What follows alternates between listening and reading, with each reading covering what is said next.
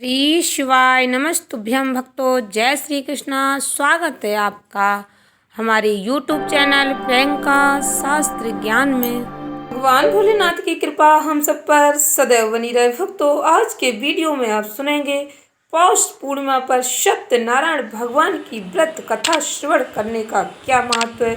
प्रदोष काल के समय सत्यनारायण भगवान की कथा सुनने से कौन से फल की प्राप्ति होती है। भक्तों, शास्त्रों में वर्णन मिलता है सत्यनारायण व्रत कथा का पाठ करने सुनने से 1000 यज्ञ करने के बराबर पुण्य फल की प्राप्ति होती है। सत्यनारायण भगवान व्रत कथा में भगवान विष्णु जी के सत्य स्वरूप के बारे में बताया गया है। इस व्रत का पाठ करने से, इस व्रत कथा को सुनने मात्र से घर में सुख समृद्धि का वास हो जाता है। भगवान लक्ष्मी नारायण की कृपा अपने भक्तों पर सदैव बनी रहती है। भक्तों, सत्यनारायण व्रत कथा का पहला अध्याय। एक समय की बात है, नैमिषारण्य तीर्थ में शौनकादि 88,000 ऋषियों ने श्री सूत जी महाराज से पूछा, हे प्रभु, इस कलयुग में वेद विद्या रहित मनुष्यों को प्रभु भक्ति किस प्रकार मिल सकती है तथा उनका उद्धार कैसे होगा। हे मुनि श्रेष्ठ, कोई ऐसा तप बताइए जिससे थोड़े समय में ही पुण्य मिले और मन वांछित फल की प्राप्ति हो जाए। इस प्रकार की कथा सुनने की हम सब इच्छा रखते हैं। सर्व शास्त्रों के ज्ञाता सूत जी बोले, हे वैष्णवों में पूज्य, आप सभी ने प्राणियों के हित की बात पूछी है, इसलिए मैं एक ऐसे श्रेष्ठ व्रत को आप लोगों को बताऊंगा जिसे नारद जी ने लक्ष्मी नारायण जी से पूछा था और लक्ष्मीपति ने मुनि श्रेष्ठ नारद जी से कहा, आप सब इसे ध्यान से सुनिए। एक समय की बात है, योगीराज नारद जी दूसरों के हित की इच्छा के लिए अनेकों लोकों में घूमते हुए मृत्यु लोक में आ पहुँचे। यहाँ उन्होंने अनेक योनियों में जन्मे प्रायः सभी मनुष्यों को अपने कर्मों द्वारा अनेकों दुखों से पीड़ित देखा। उनका दुख देख नारद जी सोचने लगे कि कैसा यत्न किया जाए जिसे करने से निश्चित रूप से मानव के दुखों का अंत हो जाए। इसी विचार पर मनन करते हुए वह विष्णु लोक में गए। वहाँ वह देवों के ईश नारायण की स्तुति करने लगे, जिनके हाथों में शंख चक्र गदा और पद्म थे, गले में वरमाला पहने हुए थे।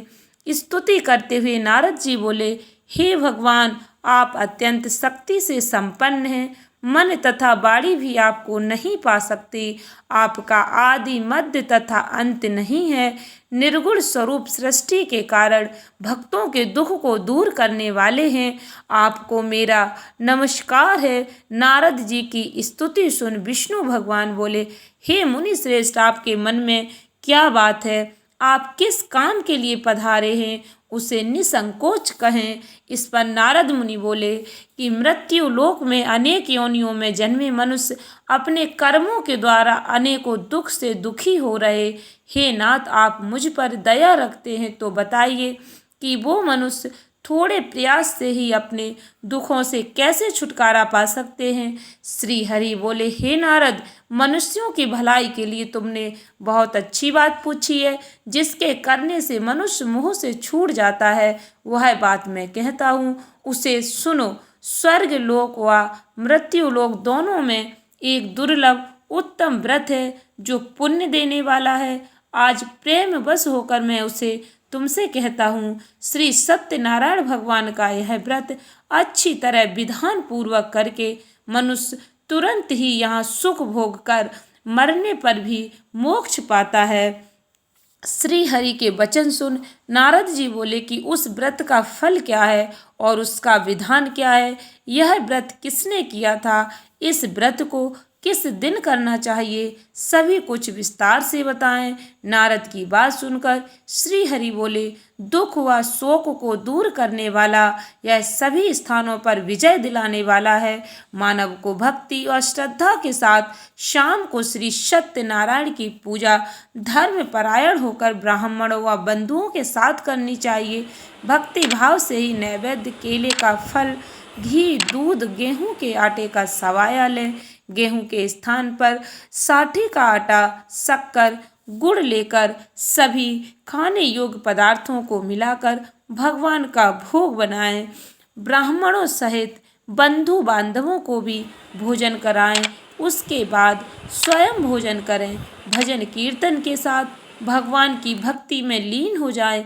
इस तरह से सत्यनारायण भगवान का यह व्रत करने पर मनुष्य की सारी इच्छाएं निश्चित रूप से ही पूरी होती हैं। इस कलिकाल अर्थात कलयुग में मृत्यु लोक में मोक्ष का यही एक सरल उपाय बताया गया है। श्री सत्यनारायण व्रत कथा का पहला अध्याय संपूर्ण। बोलिए श्री सत्यनारायण भगवान की जय। सत्यनारायण भगवान की व्रत कथा का दूसरा अध्याय। सूत जी बोले, हे ऋषियों, जिसने पहले समय में इस व्रत को किया था उसका इतिहास कहता हूँ, ध्यान से सुनो। सुंदर काशीपुरी नगरी में एक अत्यंत निर्धन ब्राह्मण रहता था। भूख प्यास से परेशान वह धरती पर घूमता रहता था। ब्राह्मणों से प्रेम करने वाले भगवान ने एक दिन ब्राह्मण का वेश धारण कर उसके पास जाकर पूछा, हे विप्र, नित्य दुखी होकर तुम पृथ्वी पर क्यों घूमते हो? दीन ब्राह्मण बोला, मैं निर्धन ब्राह्मण हूँ, भिक्षा के लिए धरती पर घूमता हूँ। हे भगवान, यदि आप इसका कोई उपाय जानते हो तो बताइए। वृद्ध ब्राह्मण कहता है कि सत्यनारायण भगवान मनोवांछित फल देने वाले हैं, इसलिए तुम उनका पूजन करो। इसे करने से मनुष्य सभी दुखों से मुक्त हो जाता है। वृद्ध ब्राह्मण बनकर आए सत्यनारायण भगवान उस निर्धन ब्राह्मण को व्रत का सारा विधान बताकर अंतर ध्यान हो गए। ब्राह्मण मन ही मन सोचने लगा कि जिस व्रत को वृद्ध ब्राह्मण करने को कह गया है मैं उसे जरूर करूँगा। यह निश्चय करने के बाद उसे रात में नींद नहीं आई। वह सवेरे उठकर सत्यनारायण भगवान के व्रत का निश्चय कर भिक्षा के लिए चला गया। उस दिन निर्धन ब्राह्मण को भिक्षा में बहुत धन मिला, जिससे उसने बंधु बांधवों के साथ मिलकर श्री सत्यनारायण भगवान का व्रत संपन्न किया। भगवान सत्यनारायण का व्रत संपन्न करने के बाद वह निर्धन ब्राह्मण सभी दुखों से छूट गया और अनेक प्रकार की संपत्तियों से युक्त हो गया। उसी समय से वह ब्राह्मण हर माह इस व्रत को करने लगा। इस तरह से सत्यनारायण भगवान के व्रत को जो मनुष्य करेगा वह सभी प्रकार के पापों से छूटकर मोक्ष को प्राप्त होगा। जो मनुष्य इस व्रत को करेगा वह सभी दुखों से मुक्त हो जाएगा। सूत जी बोले कि इस तरह से नारद जी ने नारायण जी से कहा, श्री सत्यनारायण व्रत को मैंने तुमसे कहा, हे विप्रो, मैं अब और क्या कहूँ? ऋषि बोले, हे मुनिवर, संसार में उस विप्र से सुनकर और किस किसने इस व्रत को किया, हम सब इस बात को सुनना चाहते हैं। इसके लिए हमारे मन में श्रद्धा का भाव है। सूत जी बोले, हे मुनियों, जिसने इस व्रत को किया है वे सब सुनो। एक समय वही विप्र धन व ऐश्वर्य के अनुसार अपने बंधु बांधवों के साथ इस व्रत को करने को तैयार हुआ। उसी समय एक लकड़ी बेचने वाला बूढ़ा आदमी आया और लकड़ियां बाहर रखकर अंदर ब्राह्मण के घर में गया। प्यास से दुखी हुआ लकड़हारा उनको व्रत करते देख विप्र को नमस्कार कर पूछने लगा कि आप यह क्या कर रहे? तो उन्होंने बताया कि व्रत कर रहा हूँ तथा इसे करने से क्या फल मिलेगा, कृपया मुझे भी बताएं। ब्राह्मण ने कहा, सब मनोकामनाओं को पूरा करने वाला सत्यनारायण भगवान का व्रत है। इनकी कृपा से ही मेरे घर में धन धान्य की वृद्धि हुई है। विप्र से सत्यनारायण व्रत के बारे में जानकर लकड़हारा बहुत प्रसन्न हुआ। चरणामृत लेकर प्रसाद खाने के बाद वह अपने घर गया। लकड़हारे ने अपने मन में संकल्प किया कि आज लकड़ी बेचने से जो धन मिलेगा उसी से श्री सत्यनारायण भगवान का उत्तम व्रत करूंगा। मन में इस विचार को ले बूढ़ा आदमी सिर पर लकड़ियां रख उस नगर में बेचने गया जहाँ धनी लोग ज्यादा रहते थे। उस नगर में उसे अपनी लकड़ियों का दाम पहले से 4 गुना अधिक मिलता है।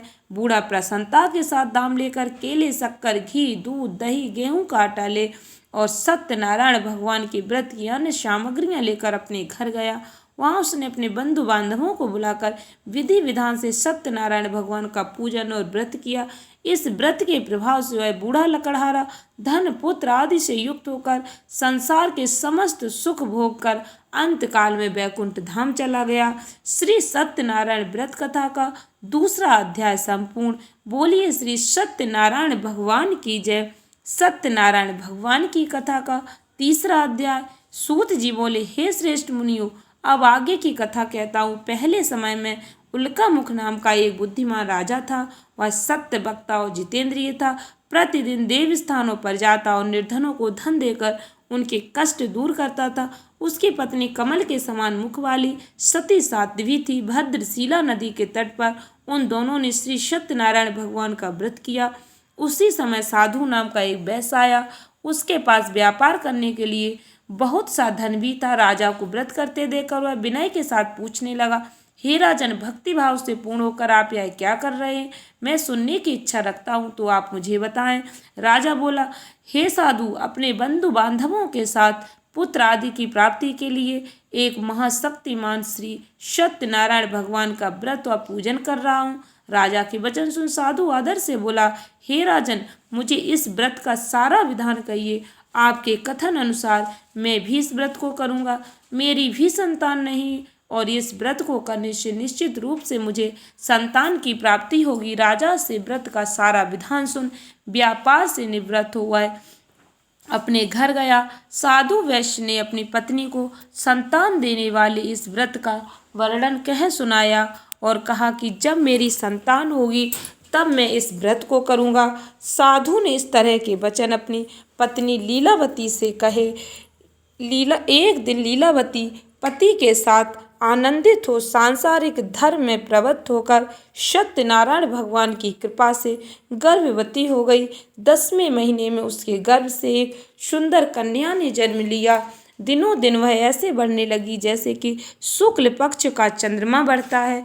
माता पिता ने अपनी कन्या का नाम कलावती रखा। एक दिन लीलावती ने मीठे शब्दों में अपने पति को याद दिलाया कि आपने सत्यनारायण भगवान के जिस व्रत को करने का संकल्प किया था उसे करने का समय आ गया है।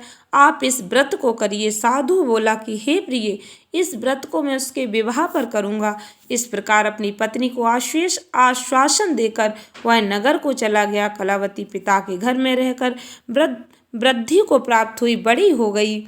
साधु ने एक बार नगर में अपनी कन्या को सखियों के साथ देखा तो तुरंत ही दूत को बुलाया और कहा कि मेरी कन्या के योग्य वर देख कर आओ। साधु की बात सुनकर दूत कंचन नगर में पहुंचा और वहां देखभाल कर लड़की के सुयोग वाड़िक पुत्र को ले आया। सुयोग्य लड़के को देख साधु ने बंधु बांधवों को बुलाकर अपनी पुत्री का विवाह कर दिया। लेकिन दुर्भाग्य की बात यह कि साधु ने अभी भी श्री सत्यनारायण भगवान का व्रत नहीं किया।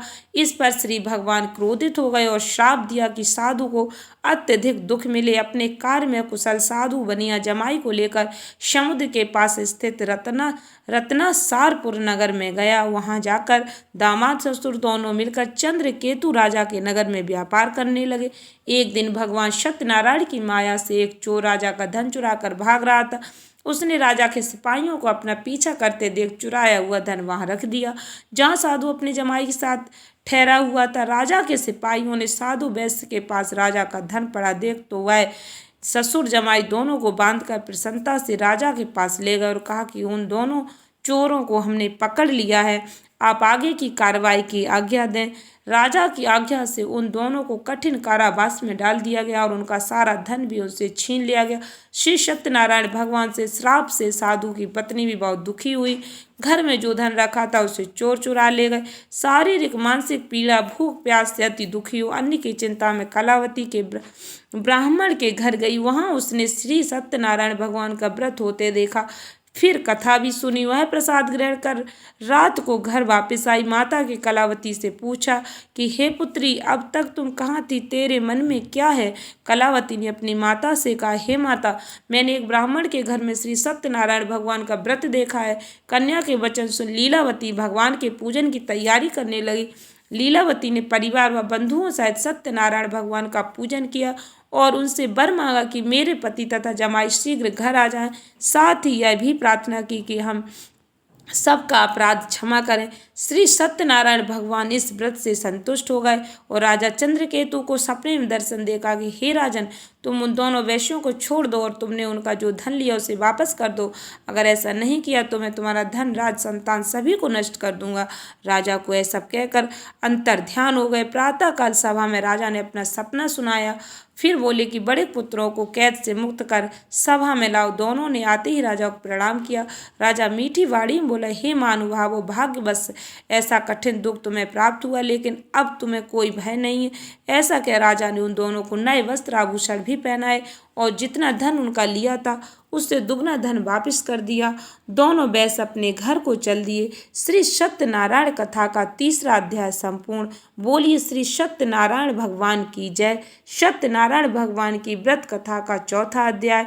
सूत जी बोले, वैश्य ने मंगलाचार कर अपनी यात्रा आरंभ की और अपने नगर की ओर चल दिए। उनके थोड़ी दूर जाने पर एक दंडी वेशधारी श्री सत्यनारायण ने उनसे पूछा, हे साधु, तेरी नाव में क्या है? अभी वाणी बड़े खस्ता हुआ बोला, हे दंडी, आप क्यों पूछते हो? क्या धन लेने की इच्छा है?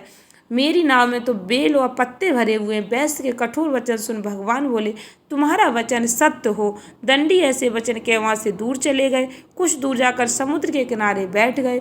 दंडी के जाने के बाद साधु वैश्य ने नित्य क्रिया के पश्चात नाव को ऊंची उठते देखकर अचंभा माना और नाव में बेल पत्ते आदि देखो है मूर्छित हो जमीन पर गिर पड़ा। मूर्छा खुलने पर वह अत्यंत शोक में डूब गया। तब उसका दामाद बोला कि आप शोक न मनाएं, यह दंडी का शाप, इसलिए हमें उनकी शरण में जाना चाहिए, तभी हमारी मनोकामना पूरी होगी।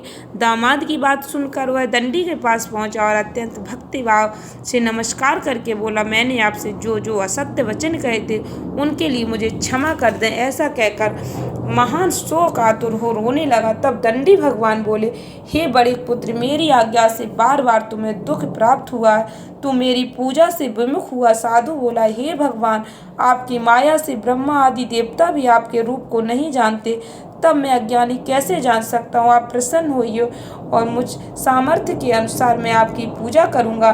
मेरी रक्षा करो और पहले के समान नौका में धन भर दो। साधु वैश्य के भक्ति पूर्वक वचन सुनकर भगवान प्रसन्न हो गए और उसकी इच्छा अनुसार वरदान देकर अंतर ध्यान हो गए। ससुर जमाई जब नाव पर आए तो नाव धन से भरी हुई थी। फिर वहीं अपने अन्य साथियों के साथ सत्यनारायण भगवान का पूजन कर अपने नगर को चल दिए। जब नगर के नजदीक पहुंचे तो दूत को घर पर खबर करने के लिए भेज दिया। दूत साधु की पत्नी को प्रणाम कर कहता है कि मालिक अपने दामाद सहित नगर के निकट आ गए हैं। दूत की बात सुन साधु की पत्नी लीलावती ने बड़े हर्ष के साथ सत्यनारायण भगवान का पूजन कर अपनी पुत्री कलावती से कहा कि मैं अपने पति के दर्शन को जाती हूँ, तू कार्य पूर्ण कर शीघ्र आ जा। माता के ऐसे वचन सुन कलावती जल्दी में प्रसाद छोड़ अपने पति के पास चली गई। प्रसाद की अवज्ञा के कारण श्री सत्यनारायण भगवान रुष्ट हो गए और नाव सहित उसके पति को पानी में डुबो दिया। कलावती अपने पति को न पाकर रोती हुई जमीन पर गिर गई। नौका को डूबा हुआ देख वह कन्या को रोता देख साधु दुखी होकर बोला कि हे प्रभु, मुझसे तथा मेरे परिवार से जो भूल हुई उसे क्षमा करें। साधु के दीन वचन सुनकर श्री सत्यनारायण भगवान प्रसन्न हो गए और आकाशवाणी, हे साधु, तेरी कन्या मेरे प्रसाद को छोड़कर आई, इसलिए उसका पति अदृश्य हो गया। यदि वह घर जाकर प्रसाद खाकर लौटती है तो इसे उसका पति अवश्य मिलेगा। ऐसी आकाशवाणी सुन कलावती घर पहुंचकर प्रसाद खाती है और फिर आकर अपने पति के दर्शन करती है। उसके बाद साधु अपने बंधु बांधवों सहित श्री सत्यनारायण भगवान का विधि विधान से पूजन करते हैं। इस लोक का सुख भोग व अंत में स्वर्ग को प्राप्त होते हैं। श्री सत्यनारायण व्रत कथा का 4था अध्याय संपूर्ण। बोलिए श्री सत्यनारायण भगवान की जय। सत्यनारायण भगवान की व्रत कथा का 5वां अध्याय। सूत जी बोले, हे ऋषियों, मैं और भी एक कथा सुनाता हूँ, इसे भी ध्यान पूर्वक सुनो। प्रजा पालन में लीन तुंग ध्वज नाम का एक राजा था। उसने भी भगवान का प्रसाद त्याग कर बहुत ही दुख प्राप्त किया। एक बार वन में जाकर वन पशुओं को मार कर आए बड़ के पेड़ के नीचे आया। उसने ग्वालों को भक्तिभाव से अपने बंधुओं सहित सत्यनारायण भगवान का पूजन करते देखा। अभिमानवश राजा ने उन्हें देखकर भी पूजा स्थान में नहीं गया और न ही उसने भगवान को नमस्कार किया। ग्वालों ने राजा को प्रसाद दिया, लेकिन उसने वह प्रसाद नहीं खाया और प्रसाद को वहीं छोड़वाए अपने नगर को चला गया।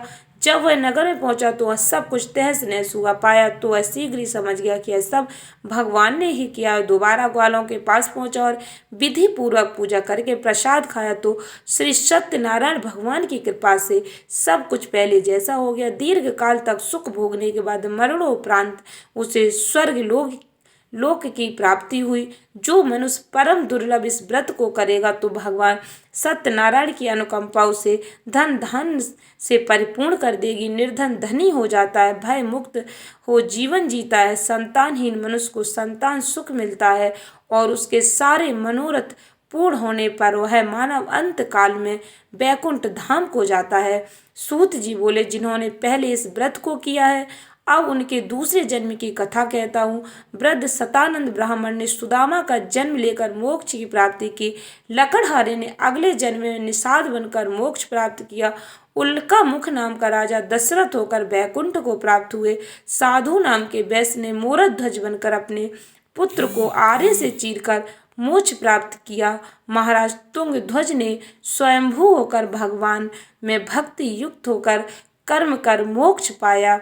श्री सत्यनारायण व्रत कथा का 5वां अध्याय संपूर्ण।